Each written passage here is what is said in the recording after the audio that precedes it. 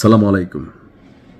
যে চলে গেছে তাকে তো আর ফেরানোর সুযোগ নেই, তবে তার চলে যাওয়াকে কেন্দ্র করে যে পরিস্থিতি তৈরি হচ্ছে বিশ্ব নেতাদের মধ্যে, বিশেষ করে ইরানের খুবই অন্যতম এবং কঠিন মিত্র ঝুকাঙ্গান এই সালা স্টাইল যেখান থেকে আসছে, সেটা হচ্ছে উত্তর কোরিয়ার কিম জং উন।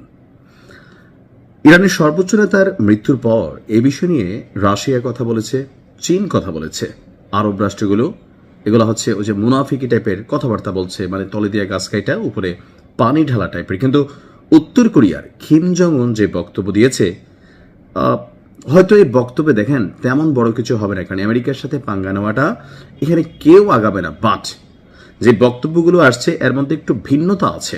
উত্তর কোরিয়ার কিম জং উনের ইরানের পাশে দাঁড়ানোর ঘোষণা দিয়েছেন কিম জং উন, তবে এখানে সরাসরি সৈন্য প্রেরণ করে অথবা ভিন্নভাবে দাঁড়াবেন নাকি মানে কূটনৈতিকভাবে অথবা ধরেন আন্তর্জাতিক অঙ্গনে উত্তর কোরিয়ার যে কূটনৈতিক চ্যানেল আছে সেই চ্যানেলের মাধ্যমে কথা বলবেন, সেটা আসলে তাদের বিষয়। ইরানে আমেরিকা এবং ইসরায়েলের যেই ব্যাপক ধ্বংসযজ্ঞ, পাশাপাশি ধরেন যে অভিযান চলেছে, সেখানে অনেকগুলা মানুষ মারা গেছে। শুধুমাত্র যে ইরানের সর্বোচ্চ নেতা বা আইআরজিসি প্রধান অথবা প্রতিরক্ষা মন্ত্রণালয়ের যিনি প্রধান আছেন তিনি মারা গেলেন তা না, একটা স্কুলে সেখানে অভিযানের মাধ্যমে ক্ষেপণাস্ত্র হামলা হয়েছে। 148 জন স্কুল ছাত্রছাত্রী নিহতের খবর এখন পর্যন্ত আসছে। অর্থাৎ বিভিন্ন রকমের হামলা চালাচ্ছে এই কি বলা হয় যে জুটি। তো উত্তর কোরিয়ার রাষ্ট্রীয় গণমাধ্যম কোরিয়ান সেন্ট্রাল নিউজ এজেন্সি বলছে যে মার্কিন যুক্তরাষ্ট্র এবং ইসরায়েল যে অভিযান ইরানে চালিয়েছে সেটা অবৈধ আগ্রাসন। উত্তর কোরিয়ার পররাষ্ট্র মন্ত্রণালয় থেকে যে বক্তব্য আসছে যে উত্তর কোরিয়া মনে করে যে এটা জাতীয় সার্বভৌমত্বের লঙ্ঘন। যুক্তরাষ্ট্রের সম্পৃক্ততা এতদিন অনুমানের মধ্যে ছিল এবং যুক্তরাষ্ট্রের আধিপত্যবাদী এবং গ্যাংস্টার সুলভ স্বভাবের কারণে এই ঘটনাটি ঘটার সুযোগ হল। যুক্তরাষ্ট্র এবং ইসরায়েলের এই আগ্রাসী যুদ্ধ কোনো পরিস্থিতিতেই গ্রহণযোগ্য নয়। এই অংশটা আমার কাছে ভালো লাগছে যে এই যে অভিযান চলছে সেটা নিয়ে সবাই বলছে নিন্দা জ্ঞাপন করা উচিত, কূটনৈতিক চ্যানেলে আলোচনা করা উচিত, কিন্তু উত্তর কোরিয়া বলছে কি এটা কোনোভাবেই গ্রহণযোগ্য নয়। যদি অচিরেই এই হামলা বা অভিযান বন্ধ করা না হয় তাহলে তাদের বিরুদ্ধে বিশ্বকে রুখে দাঁড়াতে হবে। এই যে একটা যুদ্ধ ঘোষণা, এটা হচ্ছে মনস্তাত্ত্বিক যুদ্ধ, কূটনৈতিক যুদ্ধ।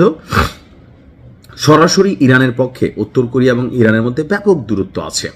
যেমন ধরেন রাশিয়া এবং কি বলা হয় যে যেই যুদ্ধটা হলো ইউক্রেনের মধ্যে, সেখানে উত্তর কোরিয়া সীমান্তবর্তী এরিয়া হওয়ার কারণে বিভিন্ন সময় আপনার ট্রেনের মাধ্যমে, রেলের মাধ্যমে আরও বিভিন্ন পথ ব্যবহার করে রাশিয়াকে ব্যাপক সাপোর্টিং দিয়েছে। কিন্তু এই মুহূর্তে ইরানকে সেই সাপোর্টিংটা দেওয়ার সুযোগ নেই। তবে ভিন্নভাবে, ভিন্ন অর্থে যারা এই অভিযানের বিরোধী আছেন তাদেরকে একত্রিত হওয়ার আহ্বান জানিয়েছে আপনার উত্তর কোরিয়ার প্রেসিডেন্ট কিম জং উন। কিম জং উনের ভাষায় যে এই গ্যাংস্টার সুলভ অ্যাক্টিভিটি যদি বন্ধ না হয় তাহলে অচিরেই প্রত্যেককেই এর শিকার হতে হবে। আর বিচ্ছিন্নভাবে এই গ্যাংস্টারদের বিরুদ্ধে লড়াই করে কেউই বিজয়ী হতে পারবে না। এখনই প্রকৃত সময় এই গ্যাংস্টারদেরকে রুখে দেওয়ার। আগামী 48 ঘন্টার মধ্যে যদি যুদ্ধ বন্ধ না হয় তাহলে উত্তর কোরিয়া ভূমিকা নেবে। এতটুকু কথাতে আমার কাছে ভালো লাগছে। কিম জং উনকে অনেকে অনেক কারণে বিশেষায়িত করেন, ফ্যাসিস্ট বলেন, কেউ ডিকটেটর বলেন, কেউ স্বৈরাচার বলেন, বাট তার যেই পররাষ্ট্রনীতি, বন্ধুর জন্য এই যে শক্ত একটা ভূমিকা নেওয়া, এটা আপনি কোনো আরব দেশের মাধ্যমে পান নাই, বাট উত্তর কোরিয়া এই কাজটা করছে। দেখা যাক আসলে কি হয়। থাকে না যে একটা মানুষ যখন সাঁতার জানে না কিন্তু নদীতে ডুবে যাচ্ছে, তো ওই সময় হয় কি, ছোট একটা কচুরি পানও যদি তার দিকে ভাইসা আসে, সে এটাকে ধইরা বাঁচার চেষ্টা করে, যদিও এটা একটা ব্যর্থ চেষ্টা, কিন্তু ওই মুহূর্তে এটাকে তার কাছে বেঁচে থাকার একমাত্র রাস্তা হিসাবে মনে হয়।